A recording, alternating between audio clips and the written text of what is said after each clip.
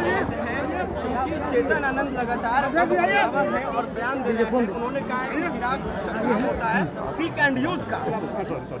वो किनके लिए लड़ रहे हैं? जी जब वो अच्छा इमामगंज में किनकी पार्टी चुनाव लड़ रही थी? मांझी जी की पार्टी। उनके राष्ट्रीय अध्यक्ष कौन? संतोष मांझी। वो आज कहाँ थे? मेरे साथ मेरे बगल में इसी कार्यक्रम में मंच पे बैठे थे। तो भाई जिनको लेकर आप लड़ रहे थे उन्हीं को शिकायत नहीं, तो आपको किस बात की शिकायत हो रही है? आपको शिकायत तब होनी चाहिए थी अगर आप जिनको अपना नेता मानते, अगर आप उस दल में हैं जदयू में, अगर हम बेलागंज नहीं जाते तब आप बोलते भाई हमको शिकायत है। हम बेलागंज गए भी, मनोरमा जी वहाँ से जीती भी, उसके बाद भी अगर आप गठबंधन में दो नेताओं के बीच में जिस तरीके से आज की तारीख में मेरे और कुमार जी के बीच में मधुर संबंध है, उसको अगर आप दरार डालने की सोच के साथ ये बयान दे रहे हैं तो आप उसमें सफल नहीं होंगे और ये सोच गलत है।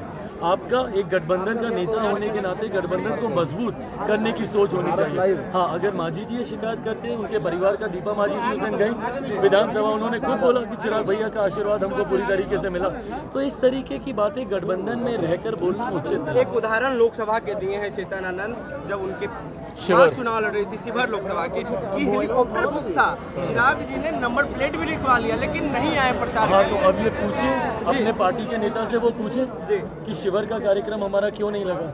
क्योंकि उस वक्त कोऑर्डिनेशन कमेटी चिराग पासवान अकेले कार्यक्रम नहीं बना रहे थे। अब पता नहीं इतनी जानकारी इन लोगों को है कि नहीं, क्योंकि जब राष्ट्रीय स्तर पर चुनाव होते हैं और लोगों को अलग अलग जगह जाना होता है, इस बार भी मैंने सिर्फ बिहार में नहीं ना, झारखंड में भी मैं गया प्रचार करने, मैं महाराष्ट्र भी गया प्रचार करने, ऐसे में मैं रामगढ़ भी नहीं जा पाया।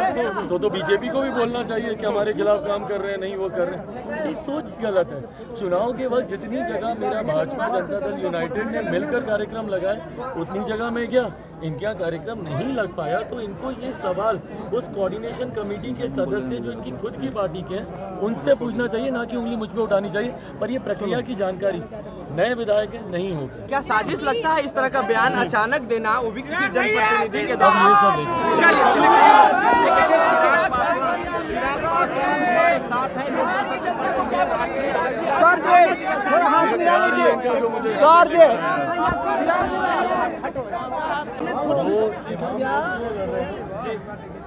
जब वो अच्छा इमामगंज में किनकी पार्टी चुनाव लड़ रही थी?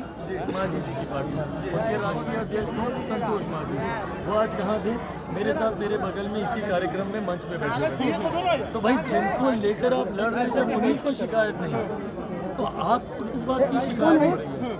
आपको शिकायत तब होनी चाहिए थी अगर आप जिनको अपना नेता मानते, अगर आप उस दल में हैं जदयू में, अगर हम बेलागंज नहीं जाते तब आप बोलते भाई हमको शिकायत है। हम बेलागंज गए भी, मनोरमा जी वहाँ से जीती भी, उसके बाद भी अगर आप गठबंधन में दो नेताओं के बीच में जिस तरीके से आज की तारीख में मेरे और कुमार जी के बीच में मधुर संबंध है, उसको अगर आप दरार डालने की सोच के साथ ये बयान दे रहे हैं तो आप उसमें सफल नहीं होंगे और ये सोच गलत है। आपका एक गठबंधन का नेता होने के नाते गठबंधन को मजबूत करने की सोच होनी चाहिए। हाँ, अगर मांझी जी ये शिकायत करते हैं, उनके परिवार का दीपा मांझी जी उस दिन गई विधानसभा, उन्होंने खुद बोला कि चिराग भैया का आशीर्वाद हमको पूरी तरीके से मिला, तो इस तरीके की बातें गठबंधन में रहकर बोलना उचित नहीं। एक उदाहरण लोकसभा के दिए हैं चेतन आनंद, जब उनके चुनाव लड़ रही थी शिवर लोकसभा की हेलीकॉप्टर बुक था, चिराग जी ने नंबर प्लेट भी लिखवा लिया लेकिन नहीं आए प्रचार। हाँ, तो अब ये पूछे अपने पार्टी के नेता से, वो पूछे कि शिवर का कार्यक्रम हमारा क्यों नहीं लगा?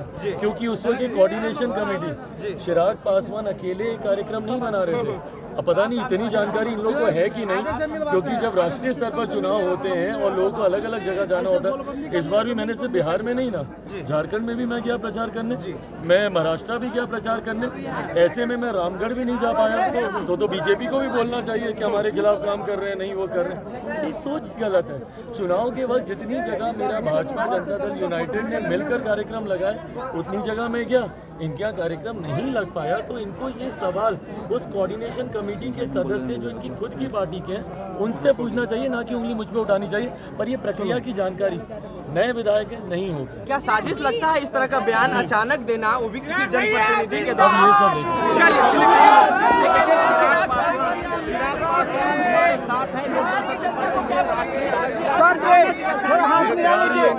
सर जी